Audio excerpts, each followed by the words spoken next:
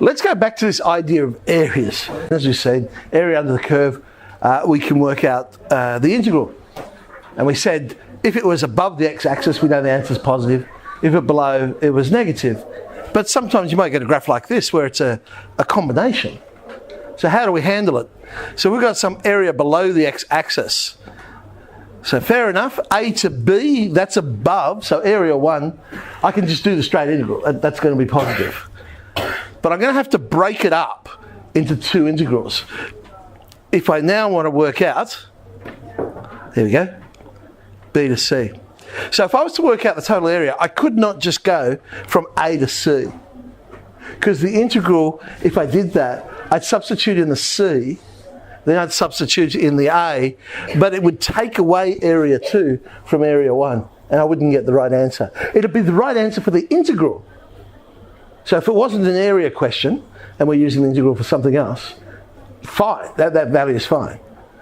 But for this sort of question, it's no good. So I have to break it up into two areas, the area above and the area below.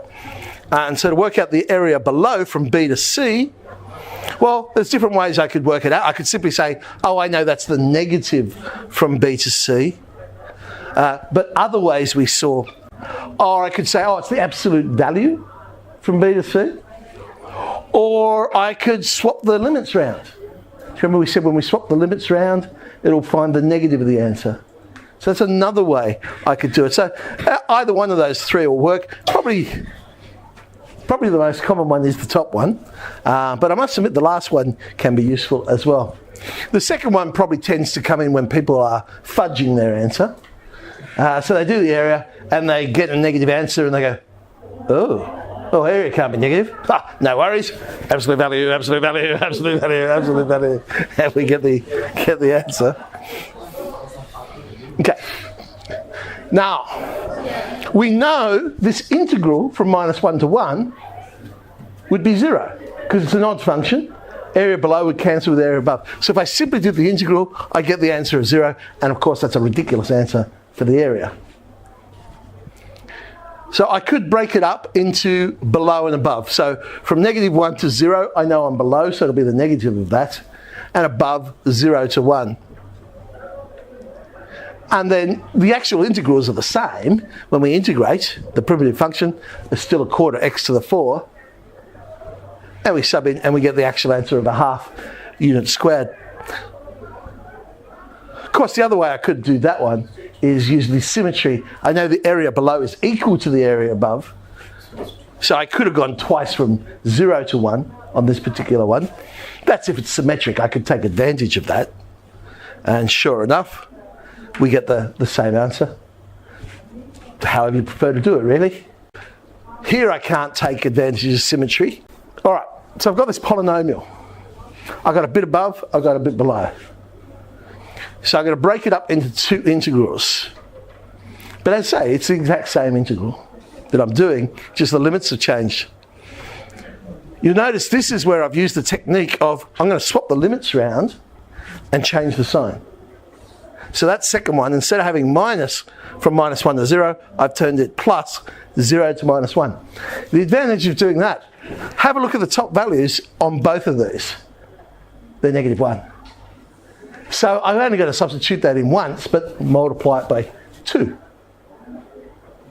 That saves a little bit of time, I suppose. So I'm going to have two lots when I substitute in -1, and then it'll be minus the bottom ones. So minus when I substitute in -2, and minus when I substitute in 0. Well, of course, all of that becomes 0. What about if the area is going to the y-axis instead of the x-axis? So there's our random function, y equals function x. Going to need to know the y values as well to do this. We're going to have to make x the subject. And then we're going to sub in the y coordinate. So our integral, you'll notice, becomes gy dy. And the way to remember it is, if the area is to the x-axis, then it's dx. So we need it in terms of x. But if the area is to the y-axis, so we need it in terms of what we're integrating, so to y. So for example, there's y equals x to the power of 4. Yes, I know it looks suspiciously like x squared, but trust me, it's x to the 4. And we're going to find this particular green area there. Now I know the x values are 1 and 2, so in order to do this integral I'm going to have to work out the y values. And I'm going to have to rewrite the equation to make x the subject, so I've got it in terms of y. So x will be y to the power of a quarter.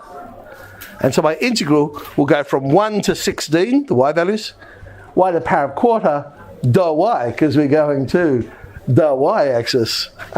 It's good, that. Add 1 to the power over the power, so turn the 5 on 4 upside down. In this case, I didn't bother writing that as y, what would it be? Y times the 4th root of y. Because I know, actually, I can find this as an exact value, because the 4th root of 16 is 2. So 2 to the power of 5, I know that works out neatly. And the final answer, 124 and 5. Well, what about if we trap an area between two curves? So random function number 1, random function number 2. And we want to find what area is trapped between these two curves. So in there. Okay.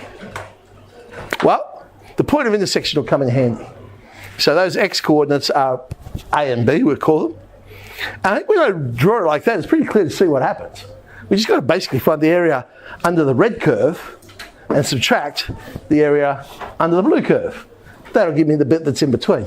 So I guess it's important we know which function is on top. Because if I pick the wrong one, I'm going to get a negative value, but then we know what all you fudges will then go and do.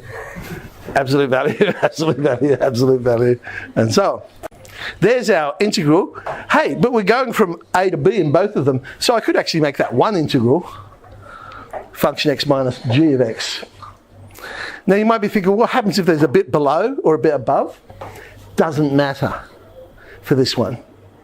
Because I'm just finding the area between two curves, if I had a bit below and a bit above, I could shift the whole curve up, say, who cares, 1,000. And so this one would become function x plus 1,000. This one would become g of x plus 1,000. So both of them now are above. But when I subtract, I still get function x minus g of x. So it doesn't change, because the thousands end up cancelling. So we don't have to worry about what's above and what's below in this case if we're trapping between two curves. So we're going to find the area between x to the power of 5, y equals x, just in the positive quadrant. So there's y equals x. There's a very dodgy x to the power of 5. I just want this little bit in there. Okay. Got to find the point of intersection. That's pretty tricky. When does x to the power of 5 equal power of x? Better solve that. Okay. Oh, right, it's 1. 1. Who would have picked that one, eh? So, okay, we're doing the area. The blue one's on top. So x minus x to the 5. Add 1 to the power over the power. There's our answer, 1/3 units squared. Let's have a look at this HSC one. We've got a parabola and a line. Again, doesn't matter that it's below, because the area we're trying to find here is totally between two curves. So I can just do the top one minus the bottom one. And this was a 2-unit question, so they have been really helpful. The graph of x minus 4 and x squared minus 4x intersects at the point 4, 0, I think I've left a word out there, and A. So just in case you couldn't see that in the picture, they told us. Find the coordinates of A. Solve them simultaneously. Remember? X minus 4 equals x squared minus 4x. We get two answers. One answer is x equals 4, which we were expecting. The other answer obviously must be A. So A is the point 1, and its y value when we sub back in, -3. Remember? 2-unit questions. Find the area of the shaded region bounded. Okay. So top one minus the bottom one. Line minus the parabola. So I'm integrating -x squared plus 5x minus 4. Add 1 to the power over the power.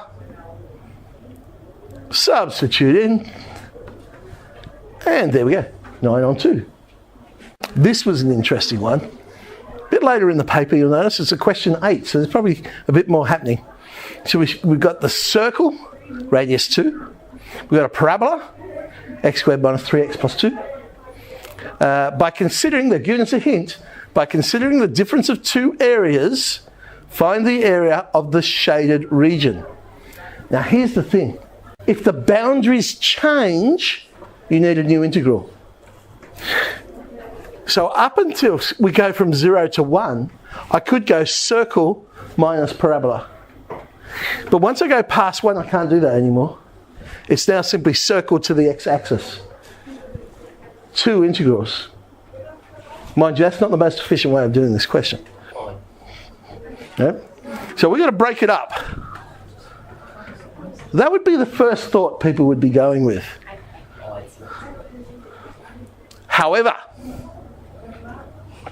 that first section, area between the circle and the parabola, as I was saying, circle the x-axis.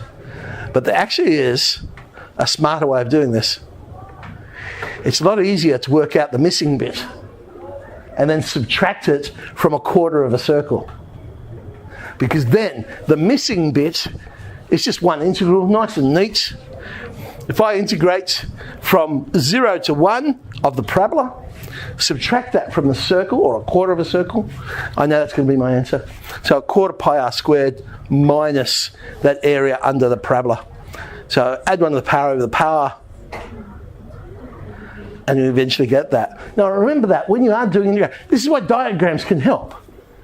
Because if it's a regular shape, you don't need to waste time integrating. If it's a triangle, I've got an area for a triangle. If it's a circle, I've got a formula for the area of a circle. Let's not waste time. Let's use those simple formulas we know.